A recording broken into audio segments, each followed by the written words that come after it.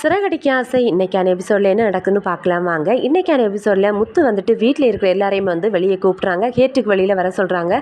எல்லோரும் என்ன பண்ணுறது புரியாமல் போகிறாங்க. எதுக்காக இப்படி கூப்பிட்றான் எல்லாரையும் அப்படின்னு சொல்லிட்டு போகிறாங்க. ஸோ அங்கே போய் பார்க்கும்போது ஒரு பைக் நிற்குது. ஸோ இது எல்லாரும் பார்த்து ஆச்சரியமாக பார்க்குறாங்க. இது என்னடா புதிய பைக் அப்படிங்கிற மாதிரி கேட்குறாங்க.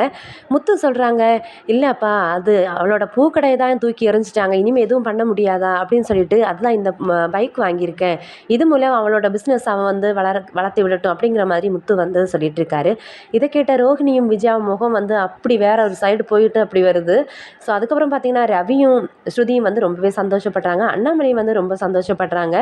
அதுக்கப்புறம் வந்து பார்த்தீங்கன்னா இந்த சைடு வந்து பார்த்தீங்கன்னா ரோஹிணி மனோஜ் வந்து பேசிகிட்டு இருக்காங்க. மனோஜ் வந்து ரொம்ப வருத்தப்பட்டு பேசிகிட்டு இருக்காங்க. அவங்க ஹஸ்பண்ட் ஒய்ஃபுக்குலாம் 2 பேரும் மாறி மாறி ஹெல்ப் பண்ணி அவங்க எப்படி ரொம்ப பாசமாக அன்பாக இருக்காங்கன்னு பார்த்தி அப்படின்னு சொல்லிட்டு மனோஜ் வந்து ரோஹினிகிட்ட சொல்கிறாங்க. ரோஹினி சொல்கிறாங்க, ஏன் நம்ம அப்போ 2 பேரும் அன்பா இல்லையா அப்படிங்கிற மாதிரி கேட்குறாங்க. இல்லை அவங்களுக்கு பணம் கொடுத்து உதவ ஆள் இருக்குது அப்படின்னு சொல்கிறாங்க. ஸோ ரோஹினி வந்து ஒரு ஐடியா சொல்கிறாங்க.